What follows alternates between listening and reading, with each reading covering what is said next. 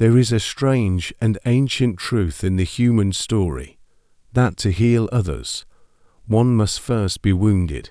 But not everyone who suffers becomes a healer. If healing depended on pain alone, then practically all of us would carry that gift. It is not the wound itself, but what happens after the wound, the long, quiet work of overcoming, of listening to its secret language that allows a person to become a vessel for healing. We each suffer in ways that are uniquely our own, and so, in seeking the meaning of your suffering, you are, whether you know it or not, seeking the meaning of your life. The Swiss psychologist Carl Jung has a powerful image for this journey, the wounded healer. Though he himself spoke of the wounded physician, the idea has taken root in our collective imagination. Jung did not see the therapist as one who applies a cure. True healing, he believed, is an individual affair. It must emerge from the patient's own psyche. This emergence is the process of individuation, becoming who you truly are. Beneath all the layers of expectation and trauma, the cure grows naturally from the wounded person. One must find the light hidden within the darkness. But as long as we feel victimized, bitter, resentful toward our pain, as long as we seek only to escape it, we remain bound to it. This is neurotic suffering. It circles endlessly. The suffering of the wounded healer is different. It is purified.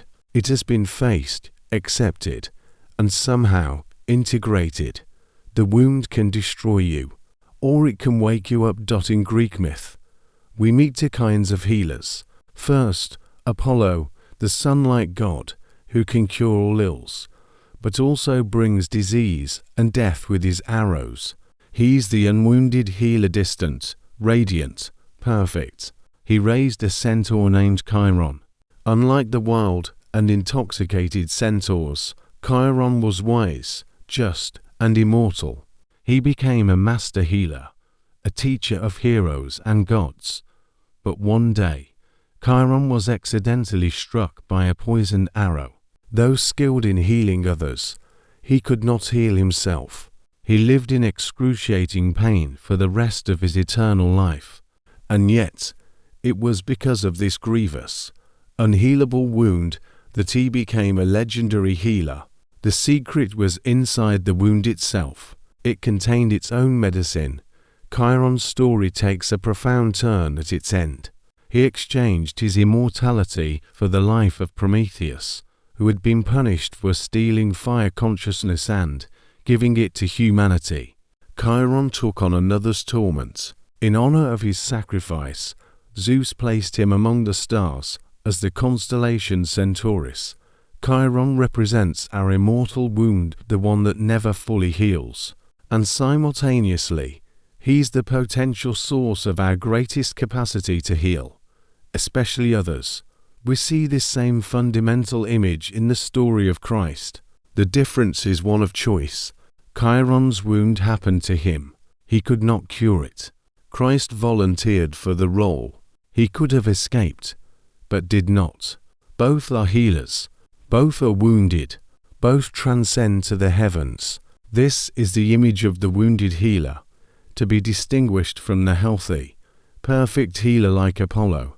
The wounded healer is not one or the other, but a combination of both the healthy and the suffering.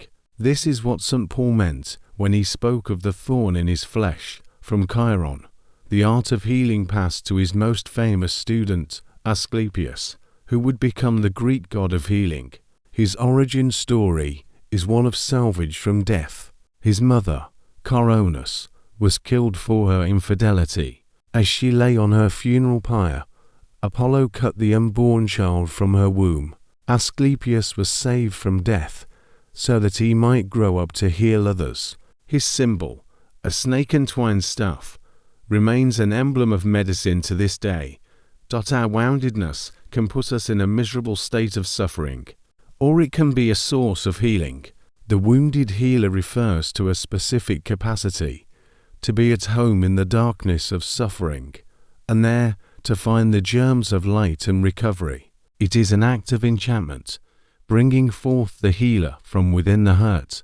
Asclepius became so proficient that he began to revive the dead. This alarmed Hades, god of the underworld, who complained to Zeus. Zeus struck Asclepius down with a thunderbolt for transgressing the boundary between mortal and divine. Later, however, he was resurrected and given a place among the gods. Asclepius thus became the only god to have experienced death.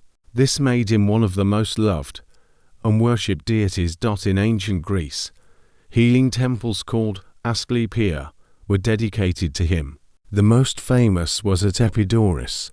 Pilgrims would come, undergo cleansing diets and baths, and then be led by a therapeutic, one who serves, or later, one who heals, to a small, dark chamber. There, they would sleep, left alone with their dreams and with the god. This was not theology talking about God. It was theurgy working with God. The aim was theophany, a personal encounter with the divine. In dreams, Asclepius would appear in human form, applying ointment, or as a snake or dog, licking the wound. Non-venomous snakes, sacred symbols of wisdom and rebirth, slithered freely in these temples. The dream itself was often the cure. It was a deeply personal, psychic event. Later, the dreams would be interpreted and a healing process prescribed. One might call it the first psychotherapeutic center.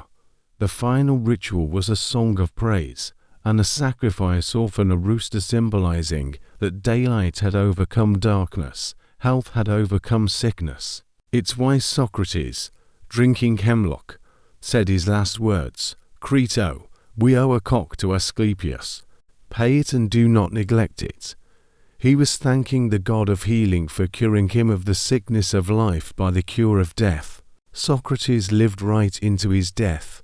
Healing, in this ancient view, does not promise to abolish death. It gives us time, a respite to attend to the health of our souls, to prepare for the inevitability ahead. Death is the great equalizer. The point of healing is to give us time to get ready to meet it. The gift of the true physician. The Asclepiad was described as neither religious nor philosophical knowledge, but a familiarity which can never be acquired with sickness and the process of recovery. It is a spark of intuitive knowledge about the possibility of rising from the depths. Illness and healing are not opposites. They are inseparable aspects of a deeper process, revealed through their interplay. The sun-like healer symbolizes that, just as the sun generates its own light, the ultimate source of our healing is found within. Friedrich Nietzsche wrote of dying at the right time. "Many die too late," he said, "and some die too early." He spoke of a consummating death, a death that becomes a goad and a promise to the living. To die one's death victoriously, surrounded by hope and promise. The Greeks saw old age not as a life stage, but as a stage of transition between life and death. For Jung, the second half of life is as psychologically important as birth. Denying death leads to neurosis. To fight death is to fight life itself. Just as a young person must learn to live, an older person must come to terms with dying. And for that, one needs a personal myth, a story woven from dreams, active imagination, intuitions, and synchronistic events. Jung wrote, "Death is an important interest, especially to an aging person. A categorical question is being put to him, and he is under an obligation to answer it, to face the dark pit. We need the images that myth provides, helpful pictures of life in the land of the dead. The one who has faith in these archetypes follows the tracks of life and lives right into his death." Jung's entire psychology is built on the tension of opposites in the human psyche. It is this tension that gives rise to wholeness. The enantiodromic principle, the union of opposite scarves, a path to the self. Life has two phases. In the first, we are oriented outward, building our place in the world. In the second, often beginning at midlife, our focus shifts inward. Individuation is the reconciliation of both, and it often begins with a wound, a shock to the personality, a suffering that feels like a call, though we rarely recognize it as such at the time. We must learn from our own wounds. We must release ourselves from the most serious illness of all, the fantasy of a health without wounds, a life without death. Those with a healing vocation often end up profoundly wounded, as the stories of Chiron, Asclepius, and Christ show. It is a given. If you enter the role of healer, you will, at some point, be severely wounded. To become individuated is a painful process. It is equivalent to bearing one's own cross. The wound is our initiation into our fragmented self. It is the call to adventure that begins the hero's journey. The hero's task, Jung said, is to overcome the monster of darkness to achieve the triumph of consciousness over the unconscious. When the hero succeeds, he wins the treasure, the elixir of life metaphors for one's true feelings and unique potential. In Myths, Jung wrote, "The hero is the one who conquers the dragon, not the one who is devoured by it, and yet both have to deal with the same dragon. Only by risking the fight and not being overcome does one win the treasure hard to attain. That treasure is genuine self-confidence, born from having faced the dark ground of one's own being." Joseph Campbell expanded this into the concept of the hero's journey, a universal myth embedded in the human condition. The call to adventure comes when we are separated from our ordinary world of comfort. We are forced into unknown, dangerous territory. We feel anxiety. We refuse the call. But life deteriorates. The wounds become too much to bear. We must tend to them. Going through our wound is a genuine death experience. The old self dies. A new, more expansive and empowered self is born. The Romanian historian of religion Mircea Eliade described two modes of existence, the sacred and the profane. The sacred gives meaning, structure, and orientation. It is like the Platonic world of forms, universal, immortal, eternal. The profane is everything concrete, mortal, and temporal. It is a place of decay and death. For Eliade, sickness, dreams, and ecstasies can be forms of shamanic initiation.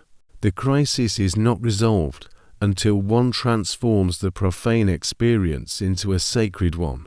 The shaman is first a sick person, a wounded person who has succeeded in curing himself.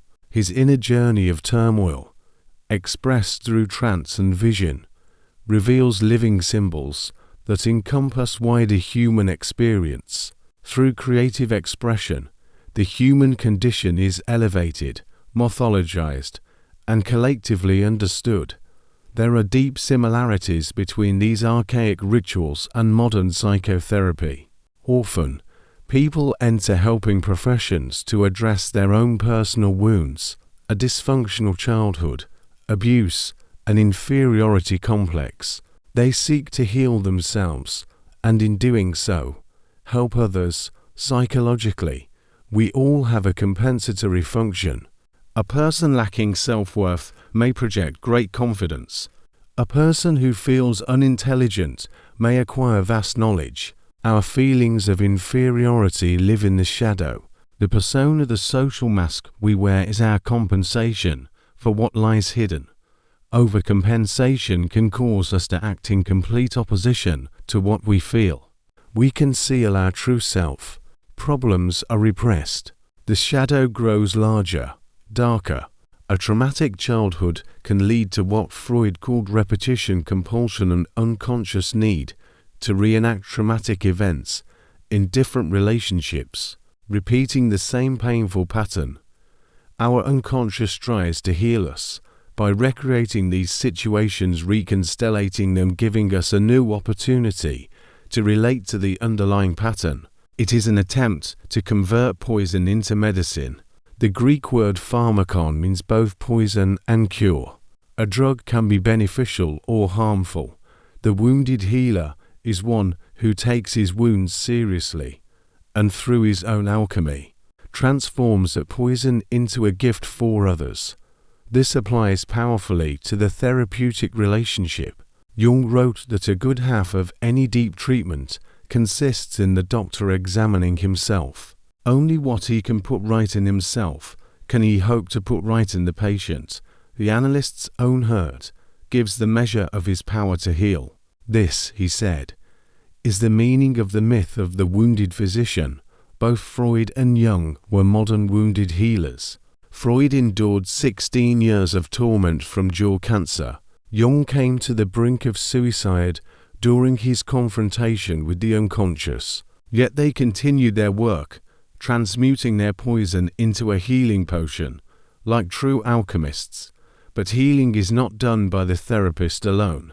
The patient projects the image of the healer onto the analyst. When progress stalls, the patient may get angry, leave, and return. This transference is a typical phenomenon. The analyst must be careful not to engage in countertransference, projecting his own history onto the patient. The analyst must have a clear map of his own wounds, how he was wounded, how he felt, how he dealt with it. Our wounds can become a wellspring of healing for another. The doctor is effective only when he himself is affected. Only the wounded physician heals. The analyst takes the suffering of the patient, shares it, suffers with him. This has a healing effect. Just as the suffering of Christ is mysteriously curative, by his wounds we are healed. Jung learned that only an analyst who feels himself deeply affected by his patients can heal. The analyst cannot take a patient to a place he himself has never been. This is not just empathy, but a knowledge, a gnosis of what soul work truly is. At some point, the patient must realize the potential for healing resides within. The analyst is a psychopompa guide for the soul. It helps to have allies to face one's dragon, the symbol of our fears and repressions. But the final blow must be dealt by oneself. Jung emphasized that analysis is a dialogue, to human beings facing one another, eye to eye. Both have something to say. While the analyst performs the role of healer, his own wounds live a shadowy existence. They can be reactivated when working with someone whose wounds are similar. Conversely, the shadow of the wounded patient contains his inner healer. The unconscious relationship between the two is as vital to the healing as what is consciously spoken. It can be transformative for both. Healing can only happen if the analyst maintains an ongoing relationship with his own unconscious. Otherwise, he may identify with the healer archetype, a form of inflation. This is the Asclepius complex. The therapist believes he has godlike powers, that no personal relationship is needed. Jung once dreamed his patient was a giant and he was very small. Dreams are compensatory. He realized he had been looking down on the patient. When he adjusted his attitude, the healing progressed. Jung told his students to always keep watch over themselves, their reactions, to avoid projecting their wounds onto the patient. Depth psychology is a dangerous profession. The analyst is forever prone to being infected by the other's wounds or having his own reopened. Jung saw psychological conflict not necessarily as a disease, but as an initiation. It opens us to the unconscious. The archetype of the wounded healer is constellated through our wounds, just as a physical wound needs cleaning, bandaging, and time. So do psychological wounds. We must remove negative influences, create an environment where healing can occur, and have the patience to let natural energy do its work. The event of our wounding sends us on a journey in search of ourselves. It is a numinous event, a sacred rupture. It is through our cracks that the light comes in. Our fragmented self becomes the doorway into the transpersonal realm, the realm of archetypes, the master patterns of existence. It is the path to the infinite wisdom of the self. It is an archetypal idea that becoming broken, while seeming to shatter our wholeness, is actually an expression of it. Some form of destruction seems a prerequisite for individuation. It is necessary for the birth of the self. Suffering is collective. Our personal pain can be a sign that we are suffering not just from ourselves, but from the spirit of our age. The microcosm and the macrocosm are one. By transforming ourselves, we transform the world. By transforming the world, we transform ourselves. We are interdependent parts of a greater, all-embracing, whole and holy being. To realize this is to experience an expansion of consciousness. The archetype of the wounded healer symbolizes a consciousness that can hold two seemingly exclusive opposites at once: the conscious awareness of our woundedness and the simultaneous awareness of our inherent wholeness. Jung left us with a final, gentle insight. The greatest and most important problems of life are all in a certain sense insoluble. They can never be solved, but only outgrown. We do not solve the wound. We do not erase the scar. We grow around it. We integrate its story. We outgrow the person we were before it happened. And in that outgrowing, we find that the wound itself has become the seat of a quiet, enduring strength. It has become the very place from which we can finally and authentically extend a hand to another. Your wound is not your enemy. It is your unrecognized guide. It is the dark soil from which your unique capacity to heal yourself, others, the world will slowly, and against all odds, begin to grow. Listen to it.